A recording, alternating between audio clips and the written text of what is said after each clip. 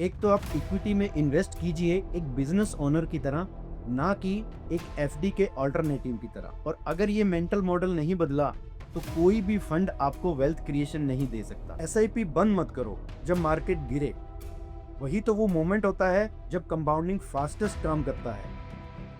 शुरू करने से पहले आप सबसे एक सवाल पूछना चाहता हूँ। इमेजिन करो, दो लोग हैं।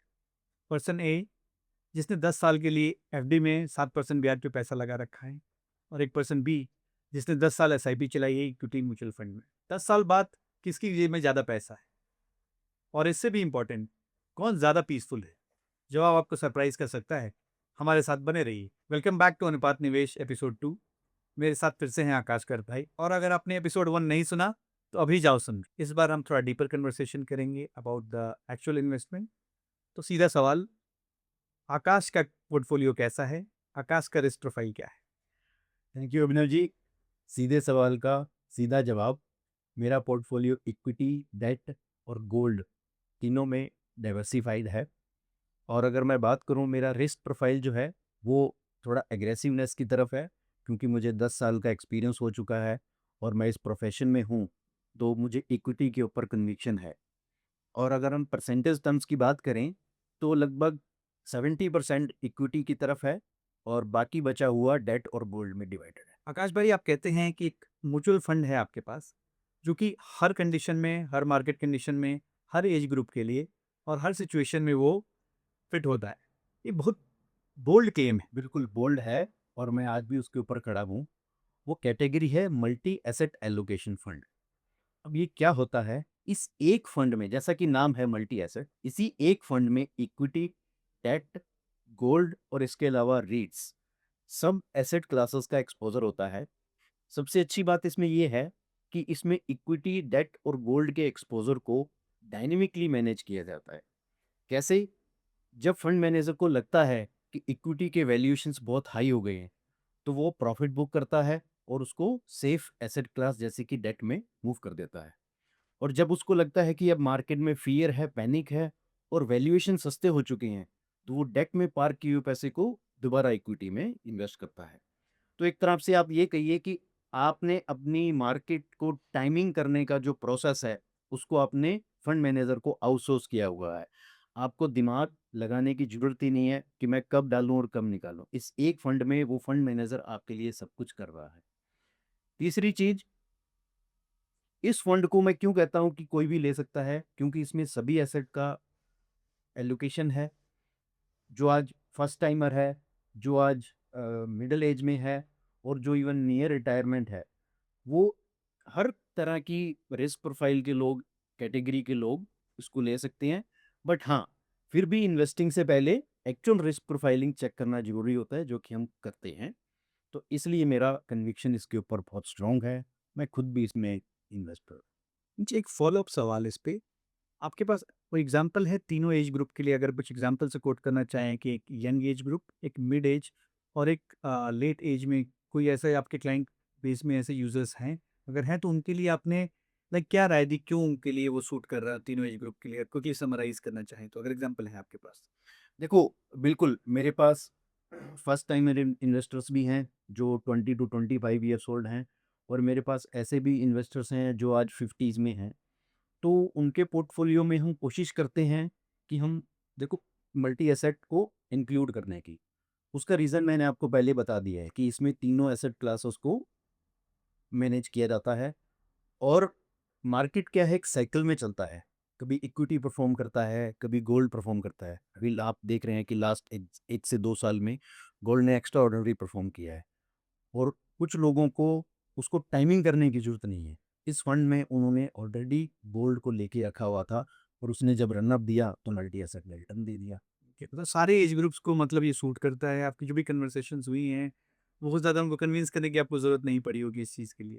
बिल्कुल कर सकता है ना। फिर भी एक्चुअल रिस्क प्रोफाइलिंग हमें चेक कभी करना जरूरी है। जी। और एक आपको छोटा सा इंस्टेंस बताता हूँ। जब मार्केट में तेजी थी, तो मुझे मेरा एक इन्वेस्टर बोलता है कि ये हाइब्रिड फंड क्यों डाल रखा है, पूरा इक्विटी में शिफ्ट कर दो। मैंने बोला कि please wait, there will be a time जब यू विल से कि ये अच्छा किया है आपने। क्या? वो अभी मेरा रिसेंटली उनके साथ कन्वर्सेशन हुआ, तो हिज वर्ड वाज कि I am in love with this fund. वही है कि हर उतार चढ़ाव के लिए सबसे बढ़िया सेफ स्टेट है, वो भी पोर्टफोलियो में कंट्रीब्यूट होना चाहिए, वाइल आप अपना रिस्क प्रोफाइल के हिसाब से अपना एलोकेशंस प्लस माइनस कर सकते हैं। क्योंकि उस चीज को हम समझ सकते हैं कि मार्केट मूव्स इन साइकिल। अच्छा, तो आप इसको बुल मार्केट में भी करना चाहोगे, बेयर मार्केट में भी करना चाहोगे? क्यों? जैसा कि मैंने आपको बताया कि इसमें जब बुल मार्केट होगा तो फंड मैनेजर ऑलरेडी इक्विटी में एलोकेशन ज़्यादा लेकर लेके बैठा होगा, और बियर मार्केट में वो इक्विटी से एक्सपोजर रिड्यूस करके बैठा होगा। देखो, ऐसा नहीं है कि इस फंड में वॉलेटिलिटी नहीं होगी, बट इस फंड में प्योर इक्विटी फंड से वॉलेटिलिटी बहुत कम होगी, जिसको हम स्टैंडर्ड डेविएशन बोलते हैं या ड्रॉडाउन्स बोलते हैं। वो आप चेक करोगे तो इस फंड का आपको बहुत कम देखने को मिलेगा। और एक आपको मैंने अभी रिसेंटली एक एक्सप्लेनेटरी वीडियो भी बनाया था इसके ऊपर। उसमें मैंने ये डेटा पॉइंट शो किया था कि लास्ट 18 मंथ्स में जब मार्केट ने कुछ परफॉर्म नहीं किया है, सेंसेक्स 8% नेगेटिव पे है, इस कैटेगरी ऑफ फंड ने पॉजिटिव रिटर्न्स दिया है, और किसी किसी पर्टिकुलर फंड में तो 10% तक का अल्फा भी जनरेट किया है। एक बहुत बड़ा मिसकॉन्सेप्शन है मार्केट का कि पीपल का, लोगों का एक मिसकॉन्सेप्शन है कि वो इक्विटी को एक हाई रिटर्न एफडी के रिटर्न की तरह ट्रीट करते हैं। ऐसा क्यों है? और इसको मतलब आप मतलब किस तरीके से देखते हैं इन चीज़ों को? इसका एक कारण आप पिछले 5 साल की मार्केट की तेजी को भी कह सकते हैं। तो लोग रिटर्न और इंटरेस्ट रेट को ज़्यादातर मिक्स कर लेते हैं। तो जनरली मेरे को बोलते हैं जो फर्स्ट टाइम इन्वेस्टर हमारे पास इन्वेस्ट करने आते हैं कि ब्याज कितना मिलेगा?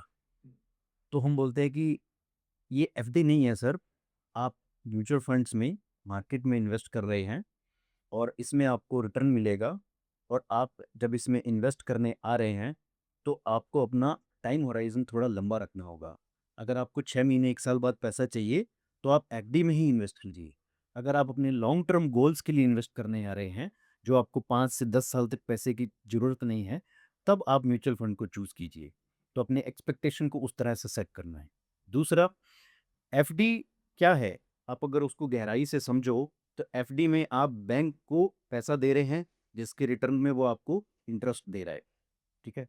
बट जब आप इन्वेस्ट कर रहे हैं तो आप इंडिया की टॉप लिस्टेड बिजनेसेस में इन्वेस्ट कर रहे हैं।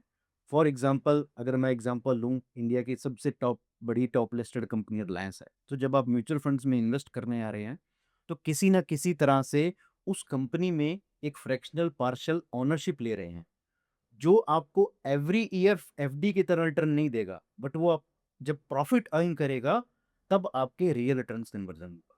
तो it's more of a feeling like the part of the company rather than कि एक इंस्ट्रूमेंट की तरह दे कि जो कि पैसा दे रहा है। बिजनेस का पार्ट बन करके इसको चढ़ा उतार चढ़ाव को एक्सेप्टेंस लेना होता है, तो लॉन्ग रन में आपको परेशान नहीं करता कि भाई कभी गिराव रहेगा तो कभी चढ़ाव भी रहेगा। जी बिल्कुल। साल के 12 महीने एक जैसे नहीं नहीं होते हैं। कभी गर्मी होती है, कभी सर्दी होती है, कभी बारिश होती है। तो बदलते हुए मौसम में कुछ बिजनेसेस ऐसे होते हैं कि किसी महीने में प्रॉफिट ज़्यादा आते हैं, किसी महीने में सेल्स कम होती है।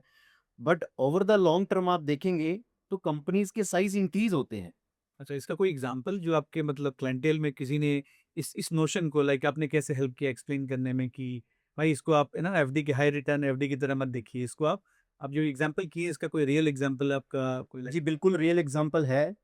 मेरे पास स्मॉल टाउन से कुछ इन्वेस्टर्स हैं जो एक एफडी माइंडसेट से आ रहे हैं। जैसे म्यूचुअल फंड जो है, अभी भी बहुत सारे लोगों के लिए एक नया प्रोडक्ट है, इंस्ट्रूमेंट। नया इंस्ट्रूमेंट है। But due to the lack of awareness, लोग एफडी का 7 और इसका 12% वो मर्ज कर देते हैं कि उसमें तो 7 आ रहा है, इसमें 12 आएगा। बट थोड़ा सा हमें उनको रिस्क और एक टाइम होराइजन, दो चीज़ों के बारे में बिठा के समझाना पड़ता है। तो जब समझ में आता है तो उनका डिसीजन मेकिंग आसान हो जाता है। आकाश भाई एक बहुत ही इंपॉर्टेंट सवाल, एक नॉर्मल न्यू इन्वेस्टर के लिए या फिर एग्जिस्टिंग इन्वेस्टर की लाइफ में एक म्यूचुअल फंड एडवाइजर या फिर इन्वेस्टर का रोल क्या है? वो डायरेक्टली मार्केट में क्यों ना इन्वेस्ट करें, या फिर करें तो उसके प्रोज एंड कॉन्स है क्या है? इस पे आपका क्या पॉइंट है? देखो, डिपेंड करता है कि आप टाइम और मनी को कैसे वैल्यू करते हैं, क्योंकि टाइम इज मनी। आप इसका मेरे पास एक सिंपल सा फ्रेमवर्क है जो मैं अपनी प्रैक्टिस में भी यूज़ करता हूँ कि आप महीने का जो भी कमाते हैं और जितने घंटे इस महीने में काम करते हैं, उसको डिवाइड कर लीजिए। मान लीजिए आप 100 रुपए कमाते हैं और महीने में 150 घंटे काम करते हैं, तो आप वैल्यू निकाल लीजिए आपके 1 घंटे की। तो और आप रिसर्च करने के लिए, खुद से ढूँढने के लिए कितना टाइम लगा रहे हैं एक फंड को और एक पोर्टफोलियो को बनाने में, और अगर वो वैल्यू आपको लग रहा है कि आपके 1 घंटे की वैल्यू से ज़्यादा है, कि वो पैसा आप ज़्यादा खर्च कर रहे हो, जो कि आप बाहर से एडवाइज़र के थ्रू उससे कम पैसे में काम करवा सकते हो, इसको बेसिकली हम आउटसोर्सिंग बोलते हैं, तो निर्णय लेना आपके लिए बहुत आसान हो जाएगा। दूसरा, चलो मान लो आपने ये रिसर्च कर भी लिया, उसके बाद भी आपका डिसीज़न लेस एरर प्रोन है, आपको इस चीज़ को भी सुनिश्चित करना होगा। कई बार मैंने ये देखा है, रिसेंटली जब मार्केट परफॉर्म नहीं कर रहा है, तो उस टाइम पे खुद से करने वाले इन्वेस्टर्स ने भी मुझे अप्रोच किया है कि आकाश, हमें अपना पोर्टफोलियो रिव्यू करवाना है आपसे, कि हम कर रहे हैं बहुत साल से, बट अभी ऐसा लग रहा है कि कुछ चल नहीं रहा है। तो वो एक फैक्टर भी इन्वॉल्व है जिसमें आप अपने टाइम को, अपने कन्विक्शन को आउटसोर्स करते हैं और एक ऐसे पर्सन को आउटसोर्स करते हैं जिसका काम ही यही है। इसमें मैं कुछ और ऐड करना चाहूँगा। अ, हम 25 से 30 पैरामीटर को इंक्लूड करते हैं जब हम किसी फंड को रिसर्च करते हैं, बट आपकी वो रिसर्च का पैरामीटर क्या उससे कोइंसाइड कर रहा है? तो हो सकता है कि अगर आप कुछ चीज़ों को मिस कर रहे हैं और सिर्फ पास्ट 1 ईयर की परफॉर्मेंस बेसिस पे अपने पोर्टफोलियो को डिज़ाइन कर रहे हैं, तो हो सकता है कि आप लॉन्ग टर्म ग्रोथ को मिस कर दें। और एक सबसे बड़ा रोल मैं अपने खुद का जो कहना चाहूँगा, मुझे भी ये लगता है कि मेरे पास भी अगर कोई एडवाइज़र होगा, तो सबसे बड़ा रोल वो मेरे लिए क्या प्ले करेगा, कि जब मार्केट में टफ टाइम है, तो उस टाइम पे मेरा हैंड होल्ड करने के लिए कौन खड़ा है। जी। तो investing is logical first, then behavioural. आपका लॉजिक सही है, बट अगर आपका बिहेवियर गलत हो गया, तो आप सही रिसर्च से भी गलत काम कर बैठे हो। दोनों का सामंजस्य इंपॉर्टेंट है कि बिल्कुल। Behaviour plus logic gives you hire return. बिल्कुल। अब बात करते हैं कंपाउंडिंग के बारे में। अनुपात निवेश का अपना एक स्पेसिफिक तरीका है, क्या है? अविनाश जी, वैसे तो हम कंपाउंडिंग अपने स्कूल टाइम में मैथ में पढ़ लेते हैं, जी। बट उसको समझना बहुत ज़रूरी है। कंपाउंडिंग के फॉर्मूला में 3 वेरिएबल होते हैं। प्रिंसिपल अमाउंट, मतलब जो आप मूलधन लगा रहे हैं, आपका टाइम, और रेट ऑफ रिटर्न, जिसको हम ब्याज दर भी बोलते हैं। तो इन 3 वेरिएबल्स में से 2 वेरिएबल मेरे कंट्रोल में है। मेरे मतलब इन्वेस्टर के खुद के कंट्रोल में है। क्या? एक, कि वो कितना इन्वेस्ट करता है, प्रिंसिपल प्रिंसिपल अमाउंट। दूसरा, कि वो कितने टाइम के लिए इन्वेस्ट करता है। तीन, और टाइम जो है वो एक्सपोनेंशियल में आता है, अगर आप फॉर्मूला को जानते हैं तो। जी, जी। तो 3 में से 2 वेरिएबल तो मेरे कंट्रोल में है। तीसरा वेरिएबल जो रेट ऑफ रिटर्न है, वो एक एक्सटर्नल कंट्रोल है या एक्सटर्नल फैक्टर है जो मेरे कंट्रोल में नहीं है। येट मैं सबसे ज़्यादा फोकस एज एन इन्वेस्टर सिर्फ रिटर्न पे कर रहा हूँ, जो कि मेरे कंट्रोल में नहीं है। आकाश भाई, आप हमेशा से कहते हैं कि XIRR समझना बहुत ज़रूरी है, खासतौर से नए इन्वेस्टर्स के लिए जो कि इनिशियली बहुत ही रेट ऑफ रिटर्न के प्रति फोकस रहते हैं। इस पे थोड़ा-सा लाइट थ्रो करिए। जी, देखो, ये एक वैसे एक मैथमेटिकल टर्म है। XIRR क्या होता है? इसका फुल फॉर्म है x internal rate of return. तो ये यूज़ किया जाता है जब हम अपनी इन्वेस्टमेंट को एक इंटरवल में इन्वेस्ट कर रहे हैं, let's say 1000 rupees every month. और जैसे एफडी का जो रेट ऑफ रिटर्न है, वो है कि आपने एक वन शॉट में पैसा डाल दिया। तो अगर हम एफडी के रिटर्न को 1 साल बाद और म्यूचुअल फंड में रेकरिंग की हुई इन्वेस्टमेंट को, उसके एब्सोल्यूट रिटर्न को, कि मैंने 10,000 रुपये 10 महीनों में लगाया और आज उसकी वैल्यू कितनी है, और एफडी में 10,000 रुपये लगाया तो आज उसकी वैल्यू कितनी है। तो अगर हम एफडी के इस रिटर्न को और रेकरिंग के इस रिटर्न को अगर हम कंपेयर कर रहे हैं, आफ्टर 1 ईयर, तो it will be comparing like Apple and orange. ये कंपेरेबल नहीं है, क्योंकि मैंने जैसे बताया कि इसमें टाइम का बहुत बड़ा प्ले है। आपने एफडी में डे 1 पे इन्वेस्ट किया और पूरे 365 डेज़ इन्वेस्ट हो रहा था। बट आप रेकरिंग में, जो कि एसआईपी जिसको हम बोलते हैं, उसमें आप एवरी मंथ में कर रहे हैं। तो आप देखिए कि जो आपने लास्ट 12वें महीने में इन्वेस्ट किया है, वो तो सिर्फ 30 ही दिन इन्वेस्ट रहा है। जी। उसके ऊपर 365 दिन का रिटर्न कैसे मिलेगा? तो इसलिए एक्सआईआरआर समझना बहुत ज़रूरी है, rather than absolute rate of return. तो इसमें मैं आपको एक छोटा-सा एग्ज़ाम्पल कोट करना चाहूँगा कि कुछ कुछ दिन पहले मेरे एक इन्वेस्टर ने मुझे फ़ोन किया। बोलते हैं कि यार, मेरा तो रिटर्न जो है, मेरा जो रिटर्न है, वो सिर्फ़ 6-7% ही है। तो इससे अच्छा तो मैं एफडी में इन्वेस्ट कर लेता। मैंने कहा ठीक है, 1 मिनट रुको। मैंने उनके पोर्टफ़ोलियो को पुल किया। हालाँकि हमारी ऐप में एक्सआईआर और एब्सोल्यूट रिटर्न दोनों दिखाता है। मैंने उसमें देखा कि उनका एक्सआईआर 12% था। मैं हैरान हो गया कि कैसे कह रहे हैं कि एफडी से कम रिटर्न है। तो फिर मैंने उनको ये कॉन्सेप्ट समझाने में मदद की। तो उनको ये समझ में आया कि यस, कि मैंने पैसा तो एक साथ लगाया ही नहीं। बेसिकली यहाँ पे बेसिक अरिथमेटिक का भी रोल इम्पोर्टेंट है, थोड़ा जागरूकता के लिए लोगों को समझना होगा कि how to evaluate your portfolio, उसको देखें कैसे हैं। नहीं तो लोग मिसकंसेप्शन में रहते हैं, लमसम से कंपेयर कर रहे हैं एसआईपी को, करेक्ट? जी, फाइनेंशियल इन्वेस्टिंग में अगर आपको फेलियर से बचना है जी। और सक्सेस की तरफ अपने कदमों को बढ़ाना है, जी। तो मैं ये सबको कहता हूँ कि बेसिक अरिथमेटिक आप ज़रूर हैंडी कीजिए। बहुत अच्छी बात हुई आज। चलते हैं कुछ रैपिड फायर विज़डम की तरफ। आप जनता को आज के कन्वर्सेशन को कुछ समराइज़ करना चाहें, कुछ की इनसाइट्स देना चाहेंगी, तो क्या होगा? हाँ, बिल्कुल। एक तो आप इक्विटी में इन्वेस्ट कीजिए एक बिज़नेस ओनर की तरह, ना कि एक एफडी के अल्टरनेटिव की तरह। और अगर ये मेंटल मॉडल नहीं बदला, तो कोई भी फंड आपको वेल्थ क्रिएशन नहीं दे सकता। कंपाउंडिंग फॉर्मूला में जो 2 वेरिएबल्स कंप्लीटली आपके कंट्रोल में है, आप उनके ऊपर फोकस कीजिए, प्रिंसिपल और टाइम।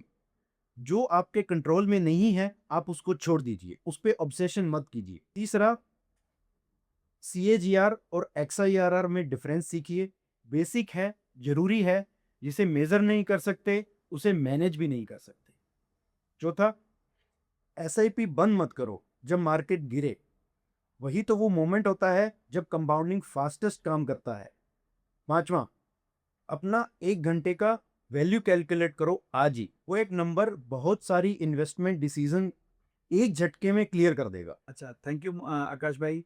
तो कोई एक लास्ट थॉट जो कि आप लिसनर से बताना चाहोगे? पहले अपनी नॉलेज में इन्वेस्ट करो। सीएजीआर, एक्सआईआरआर, कंपाउंडिंग को समझो। एक एसआईपी शुरू करो, चाहे छोटी ही हो, आज ही। कल नहीं, अगली इलेक्शन के बाद नहीं, अगले बजट के बाद नहीं, अगले मार्केट करेक्शन के बाद नहीं, आज, अभी।